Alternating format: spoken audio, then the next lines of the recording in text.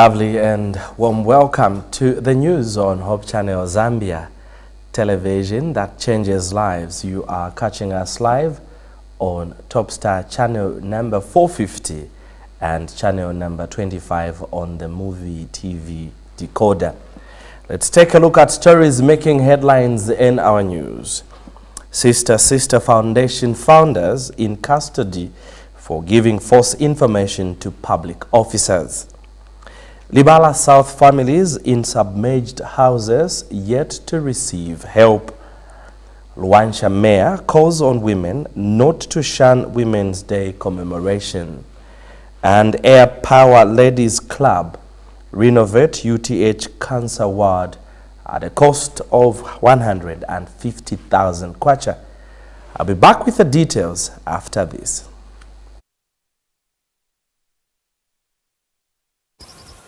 My wife, bumper harvest. Eh? Daddy, I'm telling you. your new fertilizer. Niamini. Eh? Iye daddy Tell Hello. My instructions. Ya kunkabuno bwino mwamene. I went to ETG, and now we are enjoying the benefits of using a blended D-compound fertilizer as basil and Kynoplus as top dressing fertilizer instead of urea that we used last year. Now look here. This year, it has given me 4 tons. 4 tons! But last year, it was only 1.8 tons. Kynoplus has given all my crops the nitrogen that I paid for. Wow. It has saved me money. Telling you. Understanding the difference between soil and crop-specific fertilizers, therein lies strength for Kynoplus blended fertilizers. More value in a bag. Available in the ETG depots countrywide, with a network providing agronomy services to farmers across the country. Kynoplus. Enhanced efficiency through innovation. A product of ETG. Thank you so much for joining us, and a warm welcome to our online viewers on Facebook and YouTube, the handle being Hope Channel Zambia. I'm Bright Sinkos with the details. My sign language interpreter is Sharon Akufuna. Police have charged and arrested the co-founder of Sister Foundation, identified as Gladys Mwangala Monde, aged 29, of Silverest area in Lusaka, with the offense of giving false information to public officers and unlawful assembly.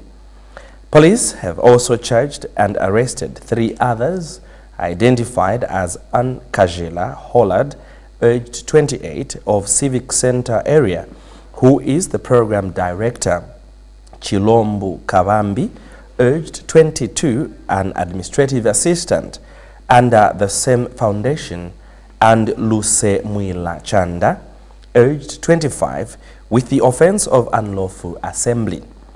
The suspects are in police custody and will appear in court soon.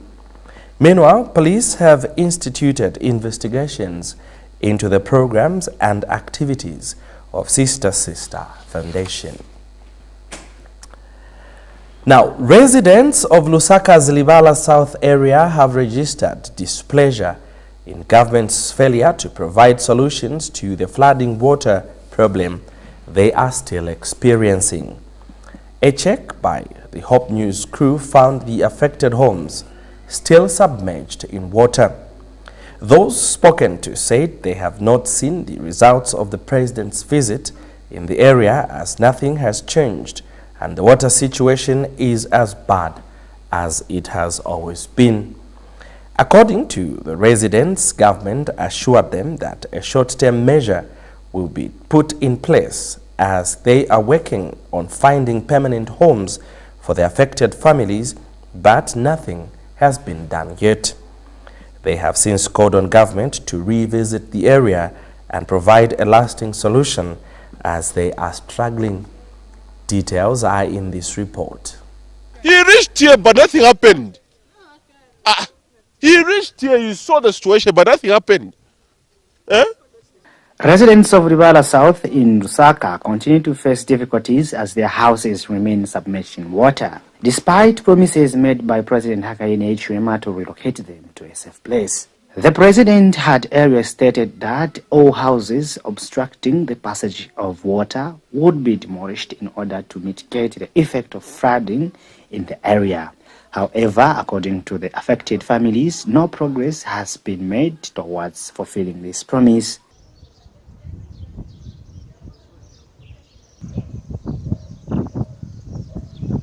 Speaking to Hope News crew, residents of the area expressed their frustration at the lack of action taken by the government. They claimed that they are still waiting for government to follow through on its promises to relocate them to a safe place. The affected family are calling on the government to take immediate action to address the situation and provide them with necessary support to help them rebuild their life. Our president pamana bwera wanaonapo wanakambati ni ministry last week wanakambati Sunday bantu bafunika kubapasa tandizo bamene banangenewa mu manzi apa chikulu chabe government yanganirepo bantu apa sibangabwererepo futi yankala chabe monganida mu manje so bantu ngati babapasa ponkala sibangabwererepo apa so benangu bankala mu manyumba ya Jeosasila so chabe benangu peza enze yamine inyumba poyambira alibe awe amenshi nati shupa kuno kwati amenshi ayo batu bine farao let the government please come and pump this water. Look at here by the neighbor here. This is bad. We are now failing to create business transactions because of this water. But DMMU, don't concentrate to Kamwala South. Come also Muribala. We are struggling. Tingafuna koche vimanzi vabo vidonsa ko maizio. Kafuti zozinga ko kapa wefuti barakakoma. Ero futi kutitele cheko school tizunguluka.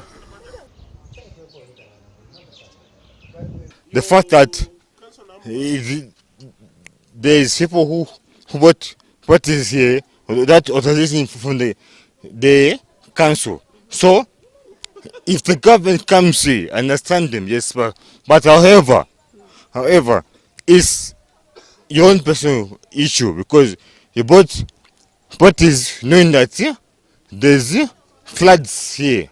However, the situation in Ribala serves as a reminder of the importance of disaster preparedness and the need for government to prioritize the safety and the well-being of its citizens. It is important for government to take proactive measures to mitigate their impact and protect those who are most vulnerable. Manzi ya jamine chokera pansi pacha. Hata nanguba ya drene ya sile kulibe bawe vizachitika pacha. So kai tinavela wa president wanakambati wazaba chita locate kwinango. So kuja kwinango wameli wazaba chita baje abantu wanatandrama paja wakawatandizeko cha at least poyambira kumanga bakabamangire ku then paja bakasako poloka mini clinic.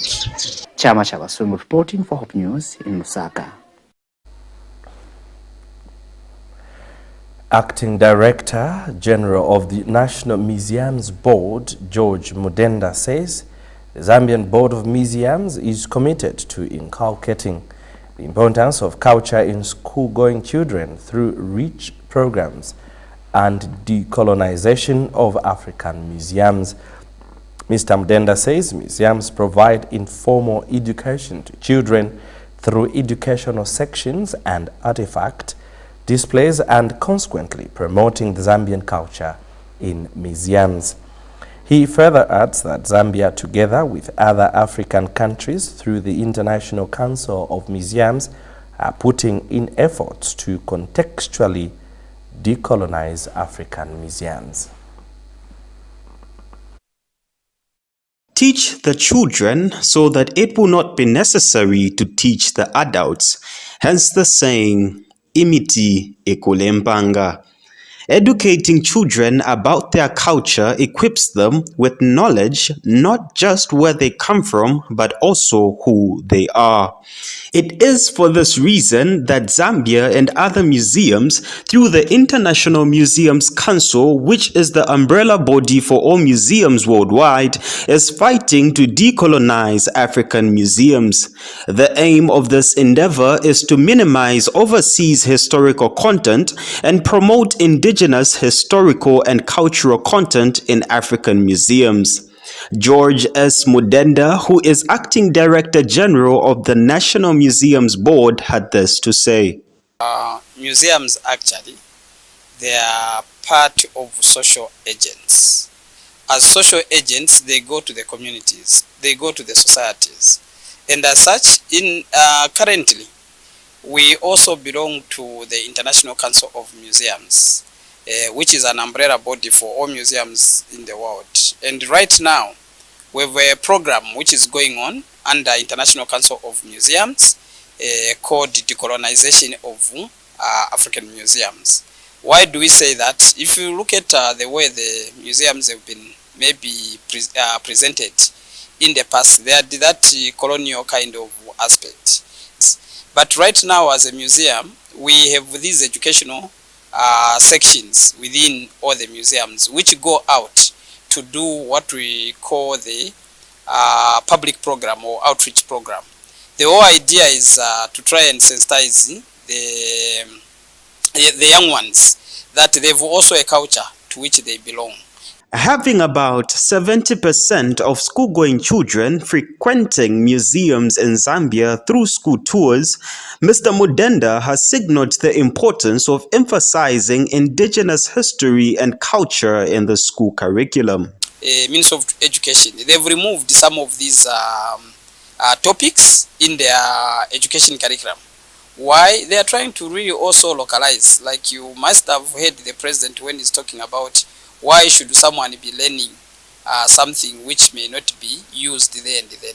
I think even from the cultural perspective, we believe that through our education program, we will be able to bring children and those who are policymakers in terms of education in the curriculum setup to realize that we need to bring our children closer to that which will be beneficial for them. Because what makes us different from any other person is our culture. Reporting for Hope News, Piri Elesani. Just before we take a break, Luanshya Mayor Charles Molenga has appealed to women in Luanshya to attend the International Women's Day, which will be commemorated tomorrow under the theme Digital Innovation, Technology and Gender Equality. This will take place at Kafubu Stadium in Luanshya. The city father was speaking in an interview with Hope News at his office. Mr. Molenga said Women's Day is very important and called women to embrace and support one another so that the country can attain the objectives underlined in this year's theme.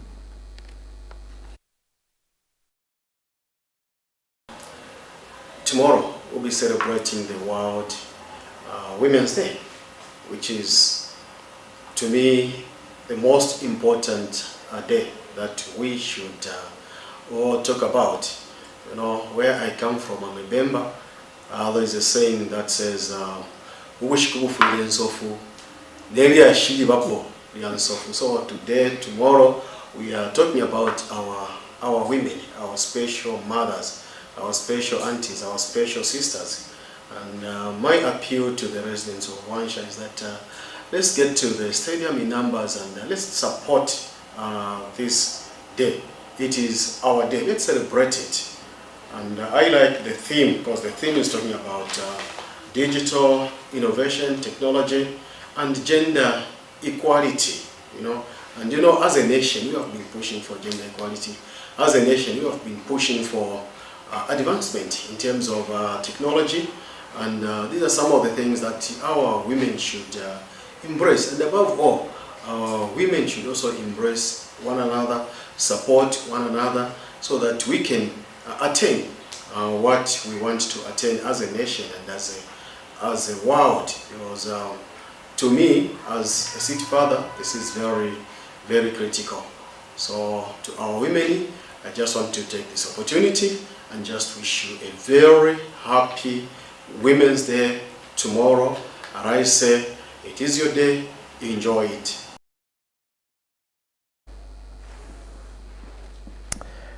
Let's take a break. More stories on the other side. Do stay with us if you can.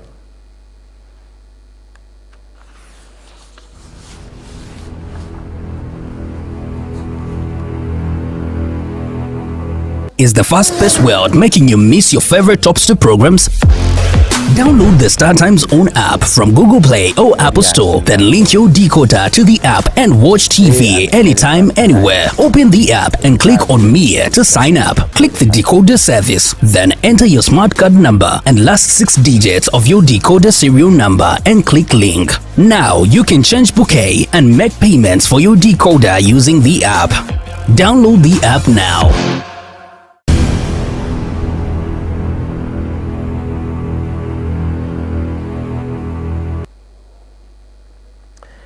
Thank you so much for still staying with us, and the news continues. Zambia has received its consignment of the COVID-19 Pfizer vaccines for the children who are 12 years and above. Speaking when she received the donation, Health Minister Sylvia Masebo says government is happy with the continued support received from partners in combating the COVID-19 pandemic in the country. Here is the report. This will go a long way in closing the existing 10% gap of eligible children yet to receive a single COVID-19 vaccine, and nearly a 70% gap of those awaiting their second doses. With the receipt of this consignment, Zambia now has the main COVID-19 vaccines on the approved national vaccine schedule available in country. I therefore take this opportunity to appeal to the general public, parents and guardians to ensure that all eligible children and adults get COVID-19 vaccine provided in public health facilities. Let me also use this opportunity to appeal to the Ministry of Education to continue on the path that we worked together very closely in reaching to the children's our children that are in school, and we are lucky that currently in school, and we would like that cooperation so that we reach all our children. No one should be left behind. It's very, very important that we protect the lives of the children. We have our traditional authorities that have been very supportive in getting the rural communities to get vaccinated.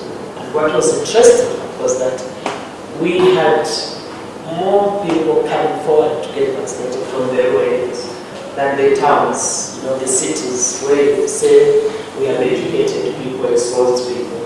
It was a very interesting observation that in fact the cultural and customs barriers which we hear about was not really a reality when it came to vaccination.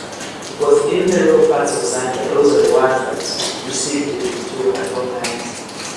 So I'm grateful to our traditional authorities, and I want to say please keep up with that work, encouraging our people to stay alive, because it has been proved that vaccines can keep you alive. There's no question, there's no doubt about that fact. And so I say thank you to our traditional leaders. I also want to make special thanks to our church leadership. The churches in Zambia have done great work in getting people to get vaccinated.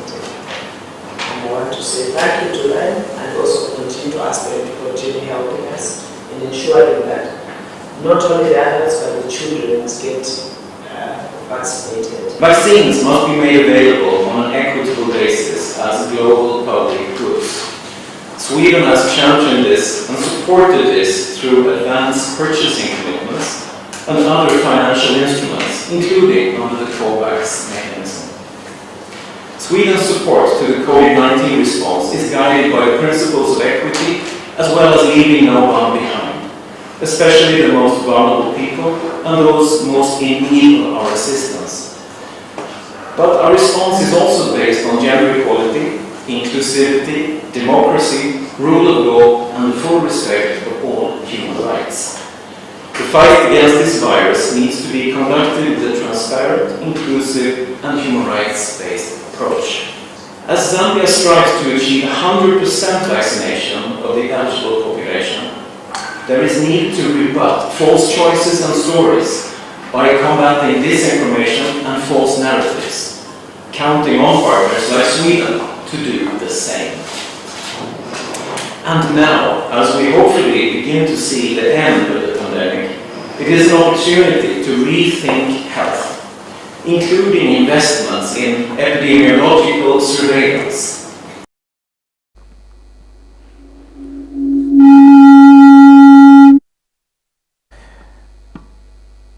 The Air Power Ladies Club, in partnership with Absa Bank, has renovated one female ward at the University Teaching Hospital's Cancer Disease Hospital at the cost of 150,000 kwacha.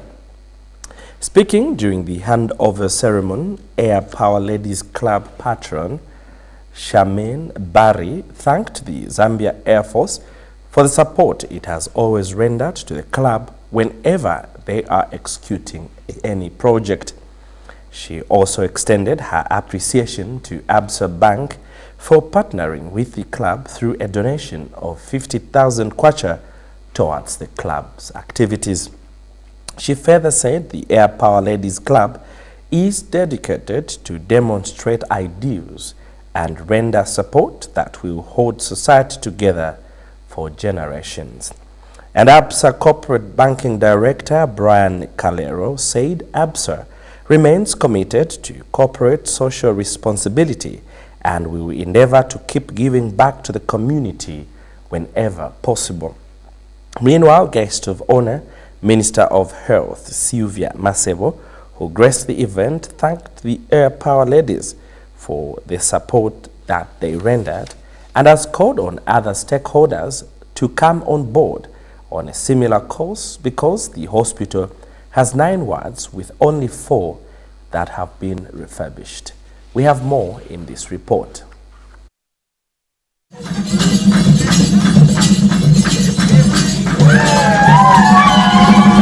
In partnership with Absa Bank, the Air Power Ladies Club has today handed over a 26-bed space female ward back to the University Teaching Hospital's Cancer Disease Hospital after renovating it at the cost of 150,000 kwacha. And the club patron, Charmaine Barry, had this to say. The ZAF Command has constantly assisted the club with technical expertise in the execution of this project and of others. If Lieutenant Colonel Shamani is around, I wish to say thank you. We could not have done this without you. Thank you very much. Honorable Minister, the Air Power Ladies Club motto of charity, unity and empowerment guides the club activities in and around Zambia and in around Zambia Air Force formations countrywide. The Air Power Ladies Club is committed to demonstrating the ideals that have held our society together for generations. As a club, we ensure that we continue with the tradition of charity, hospital visitations, and rendering assistance wherever we can. These traditions are important for a functioning society. At the bank, really our primary focus is always how we continue as an organization to be a force for good in the society we operate in and how we play a shaping role. And for us, a partnership like what we are witnessing today with the Air Power Ladies is really testament to what we stand for as an organization. Kenneth Lishimpi, Senior Medical Superintendent at the Cancer Diseases Hospital, thanked the Air Power Ladies for the support rendered. The hospital has embarked on a lot of ventures to try and see how we turn around the way our institution looks. And for that, the support that you've given us, Honorable Minister, to allow us to partner with our partners within the community, it has given us impetus to actually look within the community. And guest of honor, Minister of Health Honorable Subia Masevo, was filled with gratitude and has called on other stakeholders to come on board and help renovate the other remaining wards. I'm especially happy that the Air Power Ladies Club have chosen to work with the Ministry of Health, in particular the Cancer Disease Hospital, to refurbish one female ward out of the 9 wards. I know for a fact that the hospital itself has done 3 so far, and so this is now the 4th ward to be refurbished out of the 9. An indication that we still have 5 more wards that similar work still needs to be done. However, today I wish to commend you sincerely from the bottom of my heart, and also to inform you that your efforts are recognized by government and the people of Zambia. The Air Power Ladies constitutes of service women as well as spouses to servicemen in the Zambia Air Force, making their appearance countrywide. Mwene Mianga, Hope News, Lusaka. And finally, in the news, the Chinese medical team has delivered life-saving medical supplies to the University Teaching Hospital. The supplies include operating scissors, dressing forceps, disposable head wallet, protective clothing, isolation gowns, and many other items, all totaling up to 23,249 kwacha 51 ingwe. This is in a quest to ensure healthcare facilities can continue functioning in emergency settings, surgical kits, and medicines.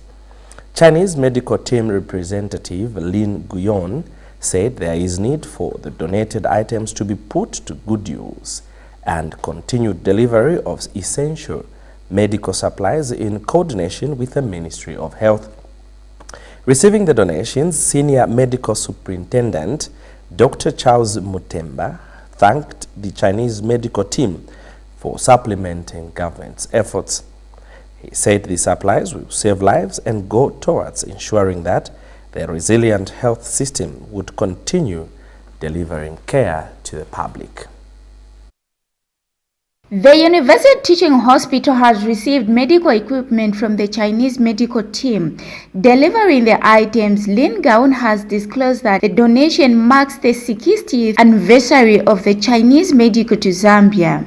This year marks the 60th anniversary of China dispatching its first medical aid team abroad, and also the 45th anniversary of the Chinese medical team to Zambia.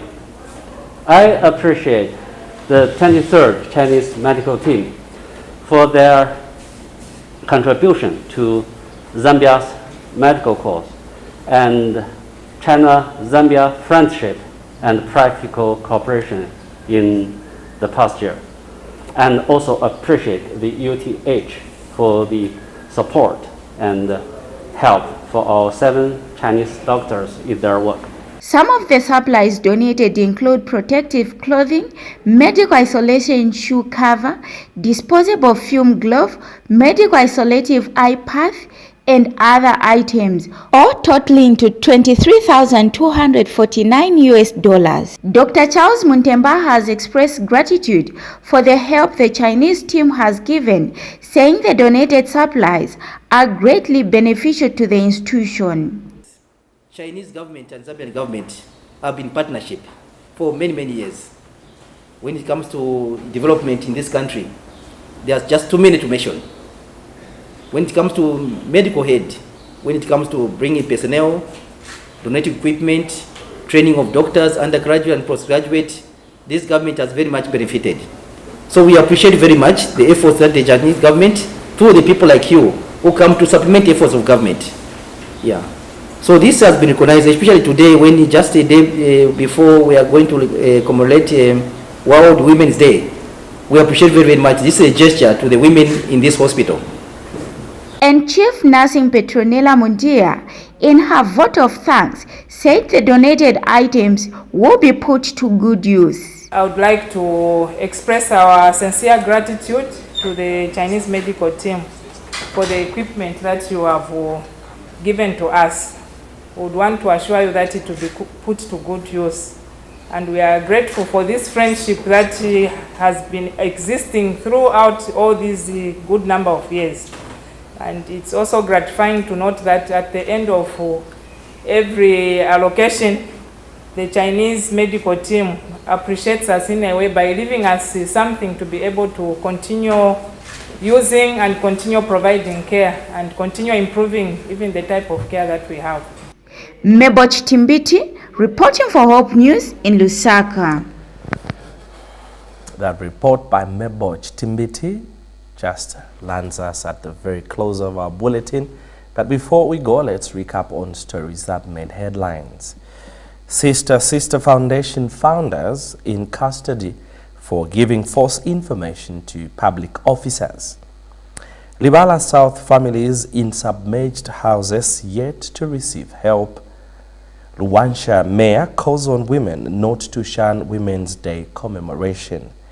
And the Air Power Ladies Club has renovated a ward at the Cancer Disease Hospital at a cost of 150,000 kwacha. Thank you so much for your time. I'm Bright Sinkozi on behalf of the entire studio and production team, not forgetting our correspondents across the country and my sign language interpreter, Sharon Akfuna. God bless and bye for now.